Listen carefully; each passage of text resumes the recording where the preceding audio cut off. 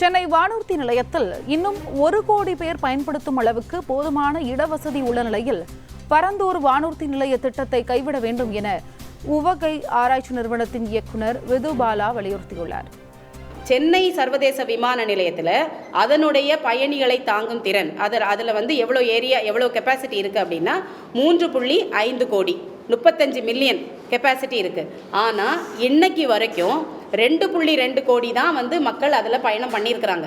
மீதி 1 கோடிக்கு மேலே அங்கே மக்கள் இன்னும் வரல. 1 கோடியே 30 லட்சம் மக்கள் இன்னும் அதில் பயணம் பண்ணுறதுக்கான ஒரு வாய்ப்புகள் இருக்குது. இன்னும் அதில் பயணம் பண்ணலை. அப்படி இருக்கும்போது நீங்கள் பரந்தூர் விமான நிலையத்தை அதற்கு முன்னாடி இங்கே 35 மில்லியன் அந்த ஹையஸ்ட் கெப்பாசிட்டி அட்டைன் பண்ணுறதுக்கு முன்னாடி நீங்கள் பரந்தூர் விமான நிலையத்தை நீங்கள் தொடங்குனீங்கன்னா ஒவ்வொரு பேசஞ்சர்னாலையும் இந்த சென்னை விமான நிலையத்தில் நாங்கள் எங்களுக்கு ஏற்படக்கூடிய இழப்பை தமிழக அரசு நீங்கள் பணமாக கொடுக்கணும்னு சொல்கிறாங்க. தமிழக அரசும் நாங்கள் அதுக்கான பெனல்ட்டியை உங்களுக்கு நாங்கள் கட்டுறோம் அப்படின்ற மாதிரி அவங்க ஒத்துக்கிட்டு இந்த அப்ரூவலை வாங்கியிருக்கிறாங்க.